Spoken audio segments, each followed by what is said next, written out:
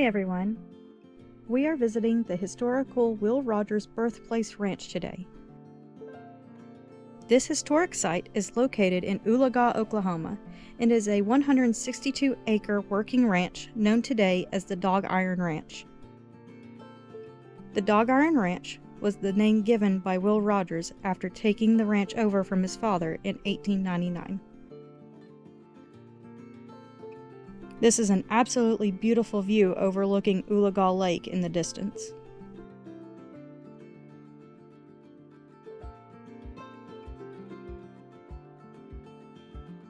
A very friendly longhorn bull and a couple of cows and calves that were standing right along the entrance.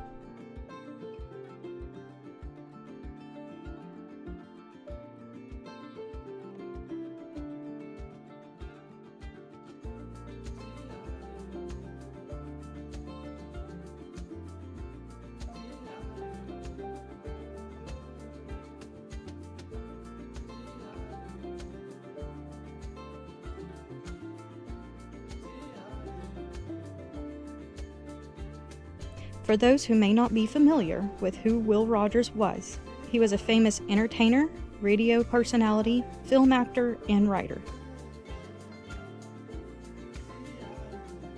He was born William Penn Adair Rogers on November 4, 1879, in what was then Cherokee Territory.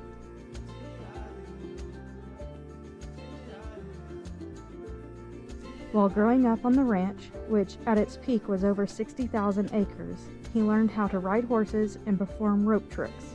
This later on would be the start of his career in Wild West shows all over the country. Audiences loved his Western drawl and humorous commentary. This beautiful Greek Revival style two-story home overlooks Oologah Lake, but this is not its original location, which is somewhere under the lake today.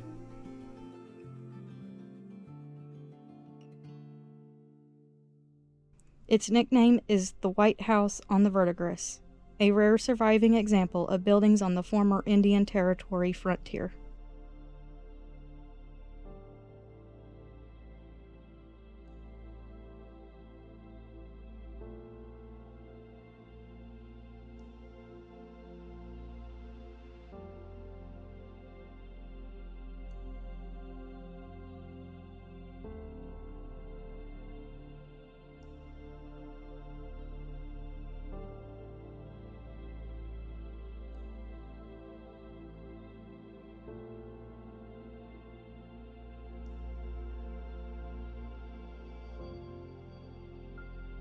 I'll let someone who grew up around the house tell you more about its history.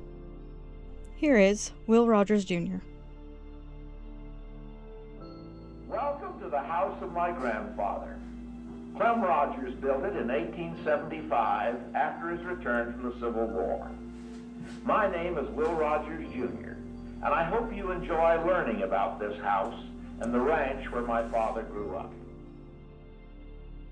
His full name was William Penn Adair Rogers. He was named for Clem Rogers' commanding officer in the Civil War, Colonel William Penn Adair, but the family called him Little Willie. His mother was Mary America Scrimcher Rogers, and he was their 8th and last child.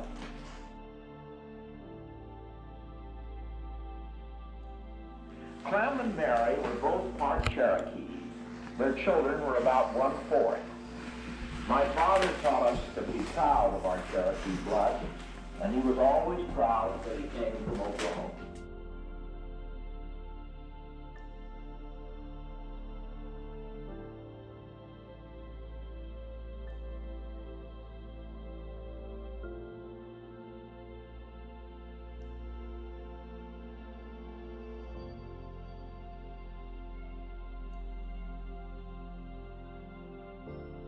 Will Rogers was born November 4, 1879. He was born in the front bedroom. That's the room to your right as you come into the house.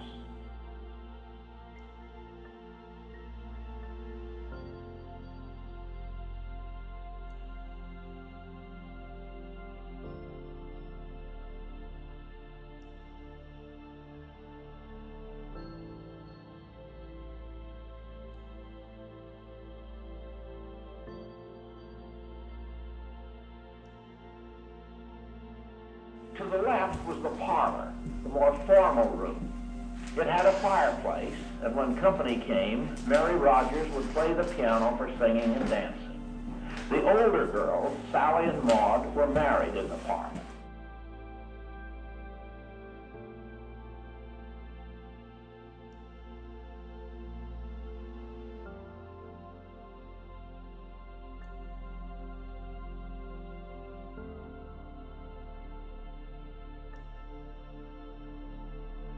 The room straight ahead as you go down the hall was the large dining room. It was probably the most used room in the house, for the house was a famous landmark and it was always welcome to visitors.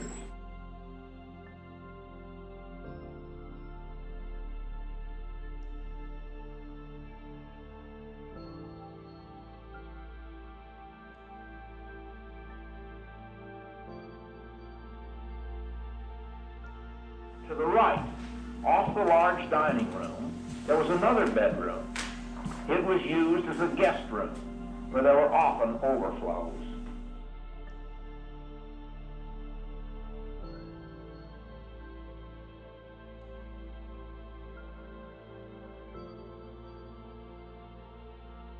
Upstairs, following the plan of downstairs, there were two large bedrooms, each with a fireplace. Also, over the front, there was an upstairs outside sleeping porch. And visitors there were, politicians. After all, Rogers County was named for Clem Rogers, and he was the oldest member of the Oklahoma State Constitutional Convention, or the preacher from the Methodist Church, or strangers who happened to be riding by, or the younger set, friends of Will Rogers' three popular sisters.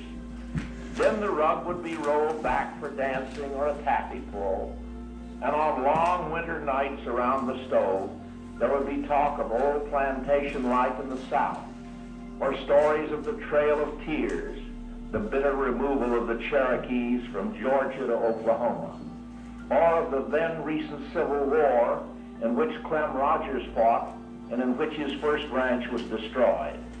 Or perhaps Clem would tell of driving longhorns up from Texas when he was working to stock his ranch, as many as 10,000 head.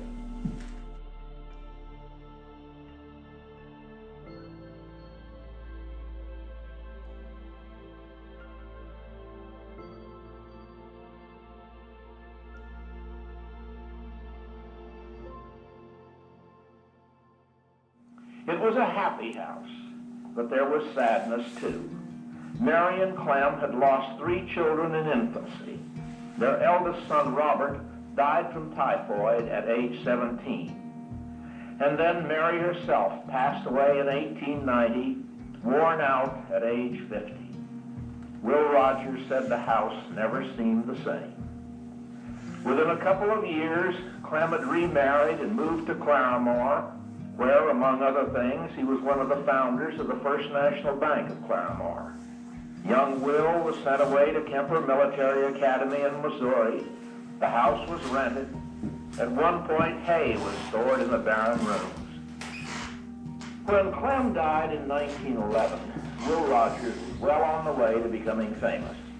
He bought out his sister's share of the ranch, and in 1924, he put his nephew, Herb McSpadden, in charge of it. Herb and Madeline McSpadden raised their 3 sons in this house.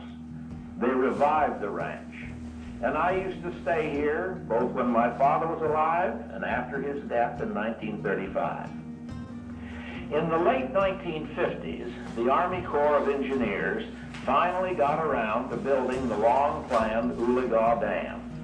Just before it closed, Herb McSpadden took me and my son, also Clem, on a farewell trip. We rode over the old ranch for a final look before the rising waters behind the dam would cover it up forever. And then the house was carefully moved, piece by piece, 3/4 of a mile to this present high hill overlooking beautiful Lake Oologah. So please, enjoy, look around, ask questions, and think back to a time more than a century ago.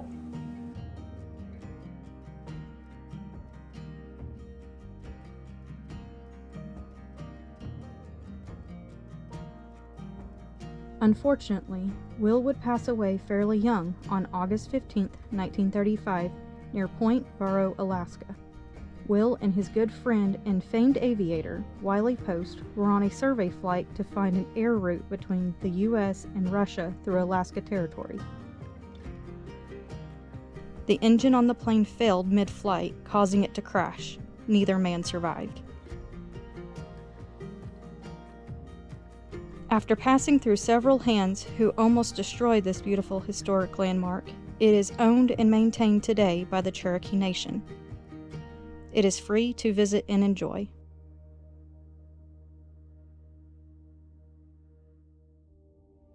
The barn is not original, but is a historically accurate representation that features an air-conditioned classroom.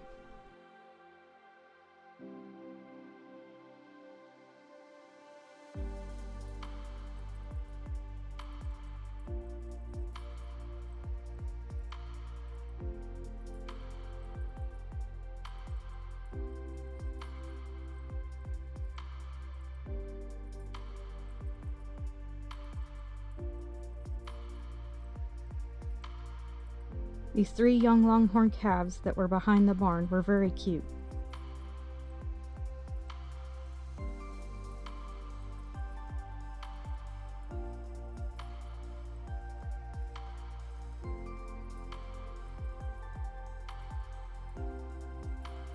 There was a rooster and hen hanging out in the shade of the barn.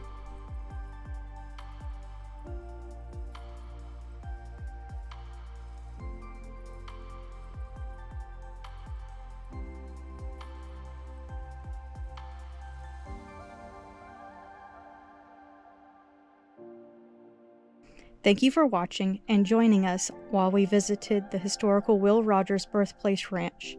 I hope you enjoyed it and maybe learned a little bit.